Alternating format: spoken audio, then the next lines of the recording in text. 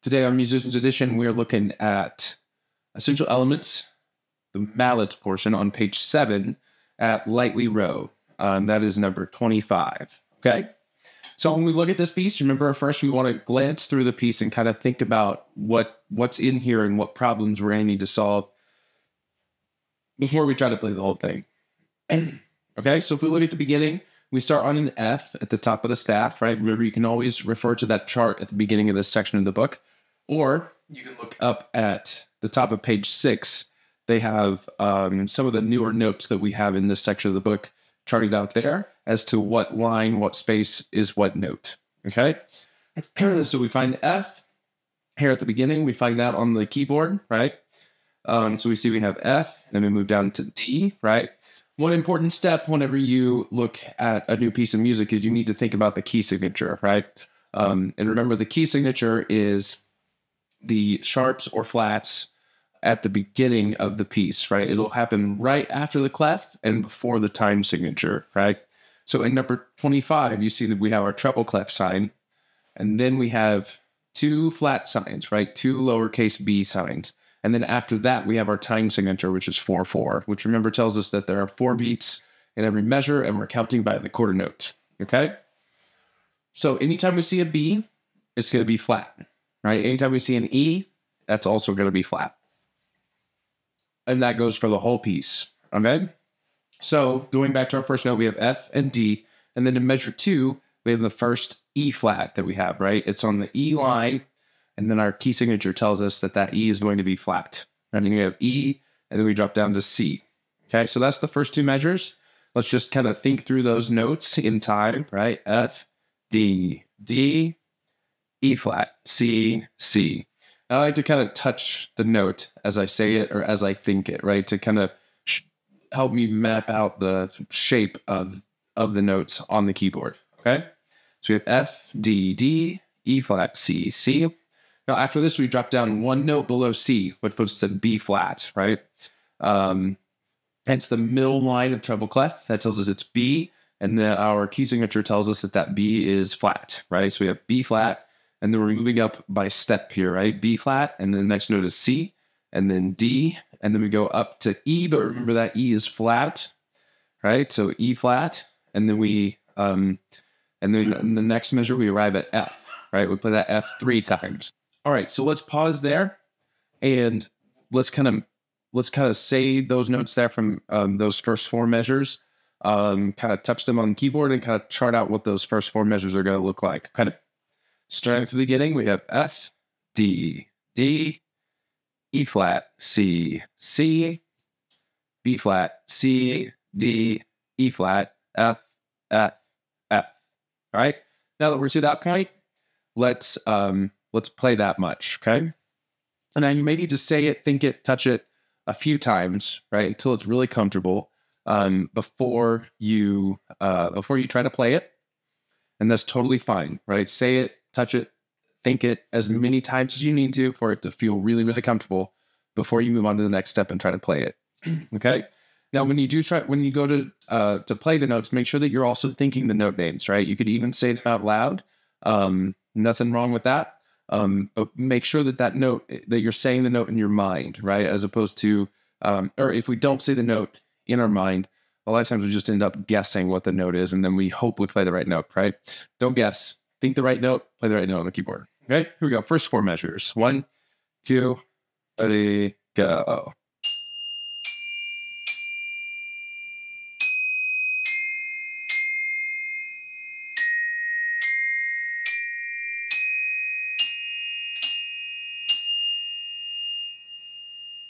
Okay, so you can work on that a few times.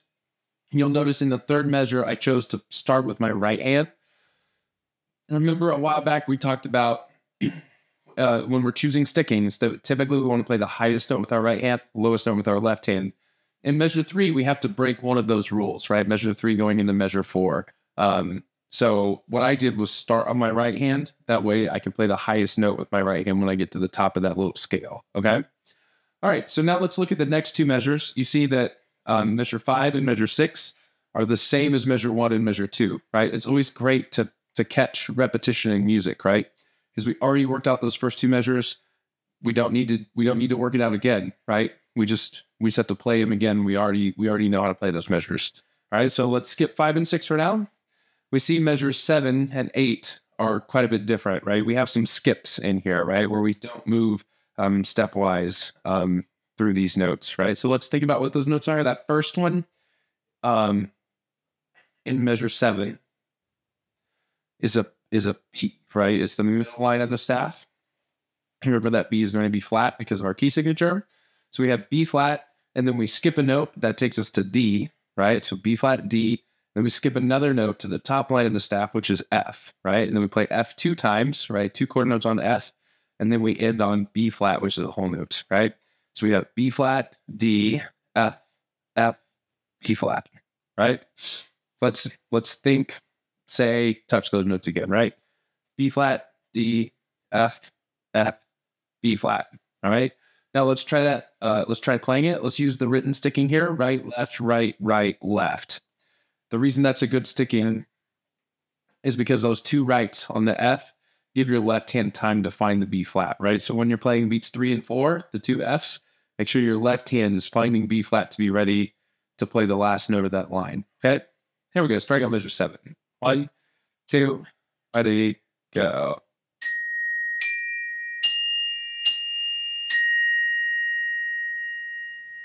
All right. And you can give that a few repetitions, right?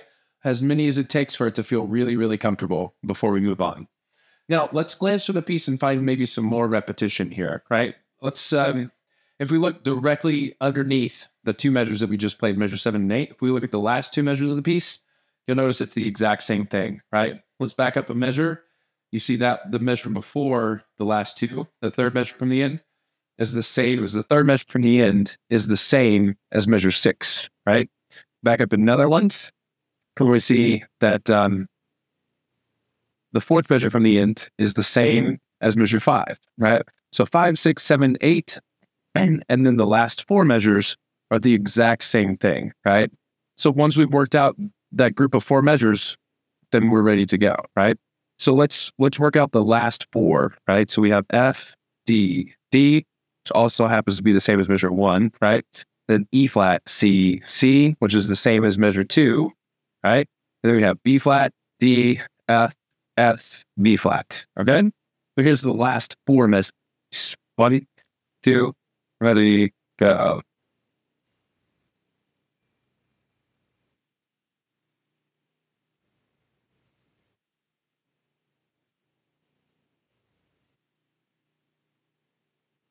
Okay, so now we played 1 through 4. We played 5, 6, 7, 8, and we played the last 4, right? Having jumped around in the piece a little bit, we've covered all of the notes in all of those measures, right? The only thing that we haven't done is the first 4 measures of the second line, right? So we need to go there next, okay? So we look at the first measure of the second line. This is going to be measure 9. We have C, C, C, C, right? No big deal. Then we have C again on beat 1 of measure 10.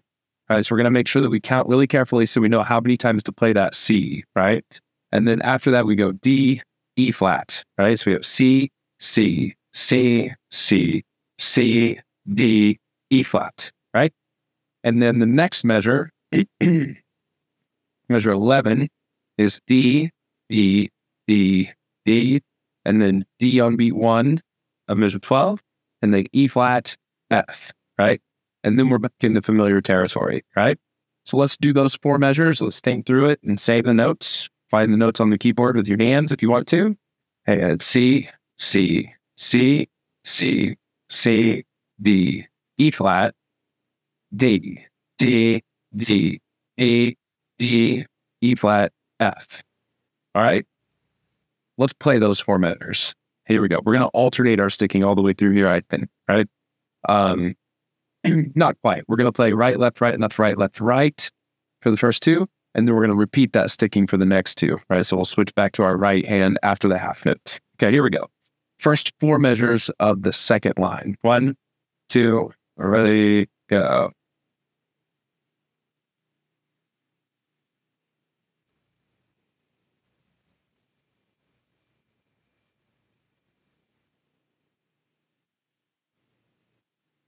Okay. Now you can work on that until it feels really comfortable. As many repetitions as it takes to feel really good about that passage, right? About those four measures. And then we're going to start stringing these measures together, right? So let's start by playing from there, where we just started, all the way to the end, okay? So it's going to be the whole second line. 1, 2, 3, go.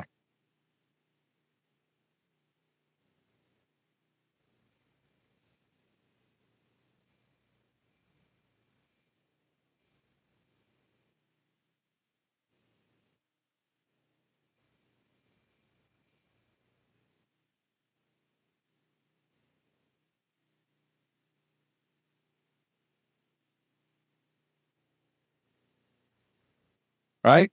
And you can see during all of the longer notes, right? During the half notes and such, I'm moving my hands to the next notes kind of quickly, right? About as quickly as I can. That way I'm ready to play the next notes, right? It's a really good habit to get into so that later on in your playing career, when you play something that's more fast, that's really fast or intricate, right? You'll be in the habit of getting there really quickly and being ready for the next notes. All right. Let's back up a little bit. Let's go from measure 5. Okay. From measure 5, and we're going to play all the way to the end, right? So what we're doing is stringing together all the chunks that we worked on a second ago. All right, here we go. From measure 5, starts on an F, right? 1, 2, ready, go.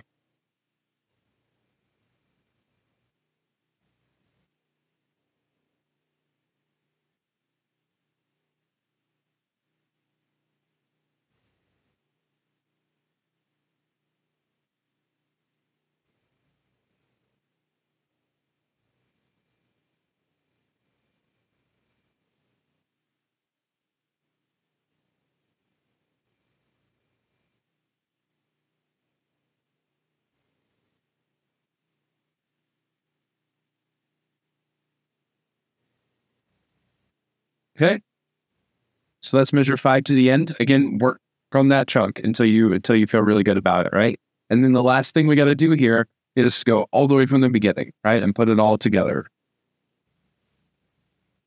Okay, so here we go. The whole thing, right? Thinking during the long notes, get our sticks ready to go to the next note, right?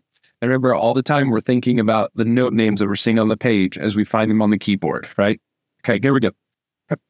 1, 2, 3, go.